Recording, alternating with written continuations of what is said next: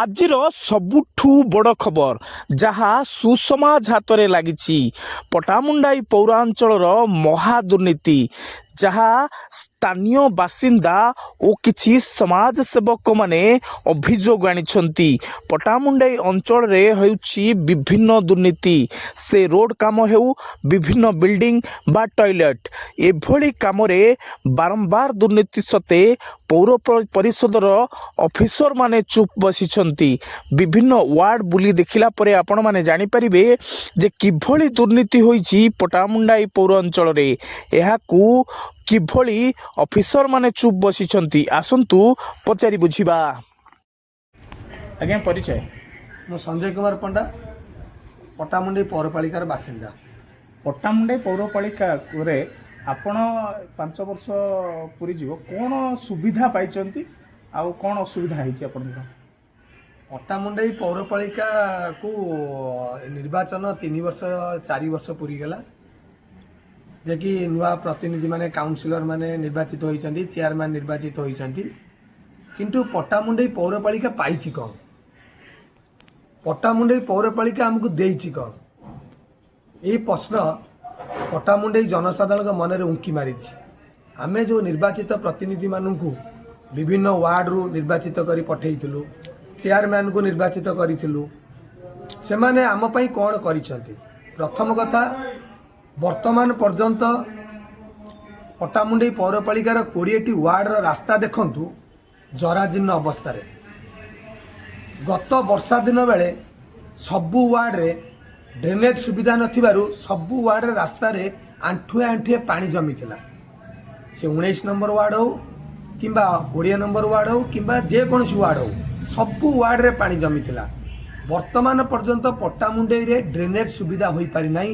ଦୀର୍ଘ ବର୍ଷ ଧରି ପଟ୍ଟାମୁଣ୍ଡାଇ NSCରୁ ପୌରପାଳିକା ହେଲା ପରେ ମଧ୍ୟ ପଟ୍ଟାମୁଣ୍ଡାଇର ସୁବିଧା ହୋଇନାହିଁ। କିନ୍ତୁ କୋଟି କୋଟି ଟଙ୍କା ଅର୍ଥ ଖର୍ଚ୍ଚ ହୋଇଛି, ତା ହରଲୁଟ ହେଇଛି।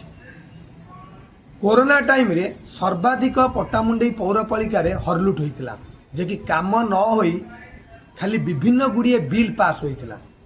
ବର୍ତ୍ତମାନ 4 ବର୍ଷ ହେଲାଣି ନିର୍ବାଚିତ ପ୍ରତିନିଧି ହୁଅନ୍ତୁ କିମ୍ବା ଯେକୌଣସି କାଉନସିଲର ହୁଅନ୍ତୁ, ସେମାନଙ୍କୁ ଯଦି ପ୍ରଶ୍ନ ପଚରାଯାଏ ଆପଣ ନିର୍ବାଚିତ ହୋଇ ପଟ୍ଟାମୁଣ୍ଡାଇ ପାଇଁ କ'ଣ କରିଛନ୍ତି?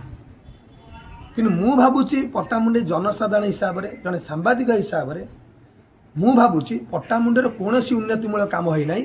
କାରଣ ପଟ୍ଟାମୁଣ୍ଡାଇ ରାସ୍ତା ବର୍ତ୍ତମାନ ପର୍ଯ୍ୟନ୍ତ ଜରାଜୀର୍ଣ୍ଣ ଅବସ୍ଥା। ପଟ୍ଟାମୁଣ୍ଡାଇରେ ଡ୍ରେନେଜ ସୁବିଧା ଏପର୍ଯ୍ୟନ୍ତ ହୋଇନାହିଁ। ଆଉ ଗୋଟେ ଦୁଃଖର କଥା କହିବି, ପଟ୍ଟାମୁଣ୍ଡାଇ ପୌରପାଳିକାର ମେନ୍ ଜିନିଷ ହେଉଛି ପଟ୍ଟାମୁଣ୍ଡାଇ ବଜାର, ଯେ କି ପୌରପାଳିକାର ଅଫିସ ଭିତରେ ପଟ୍ଟାମୁଣ୍ଡାଇ ବଜାର ଅବସ୍ଥିତ। ଆପଣ ବଜାରରେ ଟିକେ ଗୋଟେ ପରିସ୍ରା କରିବା ପାଇଁ ହେଲେ ଗୋଟେ ଶୌଚାଳୟ ବି ଆପଣ ପାଇବେନି। କୋଟି କୋଟି ଟଙ୍କା ଖର୍ଚ୍ଚ ହୋଇ ଇକୋ ଟଏଲେଟ୍ ବର୍ତ୍ତମାନ ଖତ ଖାଉଛି। ମାନେ ଜାଣନ୍ତୁ, ଗୋଟେ ପୌରପାଳିକା ପାଖରେ ଥାଇ ଯଦି ପାଖରେ ବସ୍ ଷ୍ଟାଣ୍ଡ ନଥିବ, ଯଦି ଶୌଚାଳୟ ନଥିବ, ତାହେଲେ ପଟ୍ଟାମୁଣ୍ଡାଇ ପୌରପାଳିକାର ବାସିନ୍ଦା ହେବା ପାଇଁ ଲଜ୍ଜା। କାହିଁକିନା ଆମେ ପଟ୍ଟାମୁଣ୍ଡାଇ ଜନସାଧାରଣ, ଆମେ ଏଇଖିଣା ବର୍ତ୍ତମାନ ଇଲେକ୍ଟ୍ରିକ୍ ଟ୍ୟାକ୍ସ ଦେଉଛୁ, ଅଳିଆ ଗଦା ପାଇଁ ଟ୍ୟାକ୍ସ ଦେଉଛୁ, ଆମ ହାଉସିଂ ପାଇଁ, ଆମର ଯେଉଁ ଗୃହ ପାଇଁ ଆମେ ଟ୍ୟାକ୍ସ ଦେଉଛୁ। ସବୁ ଟ୍ୟାକ୍ସ ରାଜ୍ୟ ସରକାର ବହୁତ ଗୁଡ଼ିଏ ଅର୍ଥ ଦେଉଛନ୍ତି। ତଥାପି ବର୍ତ୍ତମାନ ପଟ୍ଟାମୁଣ୍ଡାଇ ପୌରପାଳିକା ରାସ୍ତା ଜରାଜୀର୍ଣ୍ଣ, ଡ୍ରେନେଜ ସୁବିଧା ନାହିଁ କୌଣସି ଜାଗାରେ। ଆଉ ଯେଉଁ କିଛି ଜାଗାରେ ପଟ୍ଟାମୁଣ୍ଡାଇରେ ଶୌଚାଳୟ ସବୁ ଗାଁରେ ସବୁ ଶୌଚାଳୟ ସବୁ ଖୋଲିଛି, ମହିଳା ଶୌଚାଳୟ, ପୁରୁଷ ଶୌଚାଳୟ, ସେସବୁ ବର୍ତ୍ତମାନ ପ୍ରାୟ ଜାଗାରେ ତାଲା ଝୁଲିକି ରହିଛି। 4 ବର୍ଷ ପୂରିଗଲା ଜନପ୍ରତିନିଧିଙ୍କୁ, ସେମାନଙ୍କୁ ମୁଁ ପ୍ରଶ୍ନ ପଚାରୁଛି, ଆପଣମାନେ ପଟ୍ଟାମୁଣ୍ଡାଇ ପୌରପାଳିକାକୁ ଦେଇଛନ୍ତି କ'ଣ? ସେ ପ୍ରଶ୍ନର ଉତ୍ତର ସେମାନେ ରଖିବାକୁ ବାଧ୍ୟ, କାରଣ ଗୋଟିଏ ବର୍ଷ ପରେ ପୌରପାଳିକା ଭାଙ୍ଗିଯିବ। ଆଉ ଗୋଟେ କଥା କହିବାକୁ ପଡ଼ିବି, ପଟ୍ଟାମୁଣ୍ଡାଇ ପୌରପାଳିକାରେ ଯେଉଁମାନେ କଣ୍ଟ୍ରାକ୍ଟ ନେଉଛନ୍ତି ସେମାନେ ହେଉଛନ୍ତି ସେଇ ପଟ୍ଟାମୁଣ୍ଡାଇ ପୌରପାଳିକା ଅଞ୍ଚଳର ବାସିନ୍ଦା। ସେମାନଙ୍କୁ ଯଦି କିଏ ଅଭିଯୋଗ କଲା ତମେ ରାସ୍ତା କାହିଁ ନିମ୍ନମାନର କରୁଛ, ସେମାନେ ନ ଶୁଣି ଜବରଦସ୍ତ କାମ କରୁଛନ୍ତି, ଯାହାକି କିଛି ଦିନ ପରେ, ମାସେ 2 ମାସ ପରେ ରାସ୍ତା ଭାଙ୍ଗି ଯାଉଛି, ଡ୍ରେନ୍ ଭାଙ୍ଗି ଯାଉଛି। ପୌରପାଳିକା ଦୁର୍ନୀତିର ଗନ୍ତାଘର ପାଲଟିଛି। ଯେଉଁ ଜନପ୍ରତିନିଧିଙ୍କୁ ପଟ୍ଟାମୁଣ୍ଡାଇ ପୌରପାଳିକାର ବାସିନ୍ଦାମାନେ ନିର୍ବାଚିତ କରିଛନ୍ତି, ସେମାନେ ବର୍ତ୍ତମାନ ଚୁପ୍ ବସିଛନ୍ତି।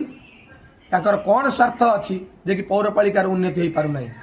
ଆଉ पार्क कथा तो कहले अचल वर्तमान पार्क रे चराजीर्ण अवस्था पड़ी आज आ हाथ को दिया टेंडर काली ताडू छड़े आणु होउची वर्तमान पार्क सब जराजीर्ण अवस्था लोक मैंने विमुख हेले पार्क को जीवाई आ पट्टामुंडे तो जदि कहवाई चाहिए ट्राफिक समस्या ता तो अनेक गुड़िए ट्राफिक समस्या लगी रही आउ पट्टामुंडे रे दुकान गृह बंटन होइछि निज लोकों को निजर संपर्क को दुकान गृह दि जाइछि प्रकृत हिताधिकारी दुकान गृह पाई नांती वर्तमान पर्यटन बजार बुली पुणी रास्ता कड़े परिवा बिकुछंती जनसाधारण माने विचार करंतु आमे जो प्रतिनिधि को निर्वाचित करथिले से माने कोन करिसंती प्रतिनिधि माने उत्तर दियंतु आमे पट्टामुंडी अंचल पई कोन करिछु वर्षा हेले आमे आंठुआ पानी रे जीवा आसिया करूछु आउ रास्ता घाट जराजीर्ण आर विचार पट्टामुंडी जनसाधारण करिवे मु अधिया किछि कहया पई चाहू नाही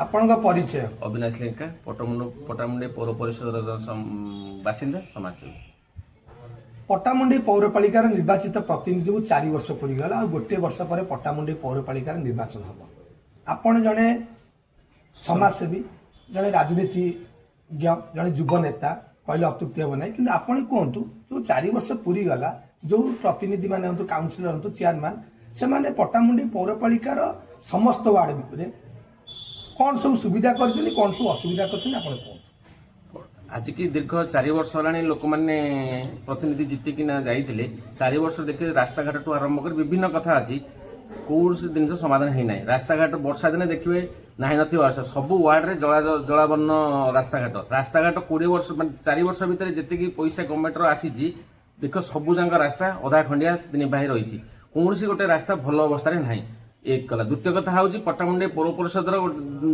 माने जो आमर पार्क जो 3टी पार्क अच्छी से 3टी पार्क ना नथिबा असुविधा कौन पार्क को लोक जाऊ ना तादरे सरकार माने लक्ष लक्ष टंका हलुटी होची गला गोटे हूँ आमर ऑडिटोरियम हॉल है ऑडिटोरियम हॉल रे जहाँ न कहया भल से जो लुट होती द्वितीय कथा हूँ गोटे आमर अच्छी जो मंडप रे माने टंकाटा रोजगार नहीं मंडप रे लक्षाधिक टंका बिल होची आउ जो आपण जो निर्वाचित प्रतिनिधि मान को पठेले पट्टामुंडी पौरपालिका आपण कहते जे कि रास्ता घाट जराजीर्ण ड्रेनेजर सुविधा नहीं लोक मैंने आंटु आंटु पानी रे गत वर्षा रे जाइथिले किंतु एते गुडे टंका खर्च होला परे आपण गोटे खराब लगे ना पट्टामुंडी बाजार रे आपण शौचालय नहीं इको टॉयलेट कोटी कोटी टंका खर्च जराजीर्ण अवस्था रे पड़ी आपण पौरपालिका बासिंदा पर आपण गोटे प्रतिक्रिया आसे ना इको टॉयलेट जो हेजी कोटी कोटी टंका तापर खर्च होइछि कोरोना समय से पैसा खर्च होइतला आ ऊपर न्यूज वाला विभिन्न प्रकार न्यूज करछन आम तरफ आम भी अफसर को 10 थर पचारला परे तार एपर्यंत स्थायी प्रतिकार हेपर्यंत हेपारी नाही जो आपण जो प्रतिनिधि मानू को आमे जते जनसाधारण थाउ 5 वर्ष पई तो प्रतिनिधि निर्वाचित कलु जदि जनसाधारण उपकार न पाइबे ताले आमे प्रतिनिधि निर्वाचित करी लाभ कोन आपण से विषय किछ मत दियौ पौरपालिका रे राज्य सरकार भी अनुदान रहउछि आमे भी टैक्स दउछु विभिन्न प्रकार टैक्स दउ डस्टबिन टैक्स दउछु आमे जो लाइट सब जळी रास्ता ता पर टैक्स दउछु होल्डिंग टैक्स दउछु आमे जदि टंका देबु जदि आमे पट्टामुंडी पौरपालिका सेबला सुविधा न पाइबु ताले आमे पौरपालिका बासिंदा पय हमर मन रे दुख आसीबनी लज्जित निश्चय लज्जित आमे माने शौचालय स्वच्छ भारत रे जो पैसा खर्च होचे आमे दउचे साधारण लोक दउचନ୍ତି स्वच्छ भारत नाही नथिया अवस्था रास्ता घाट ठीक से सफा होने खाली ना आखि कि माने ये माने कि ठार मारिला परे सफा होची स्वच्छ भारत रे माने पूरा ठीक से सफा हो नाही ता बाबद रे सरकार प्रति वर्ष कोटी कोटी टका से बाबद रे खर्च होची धन्यवाद।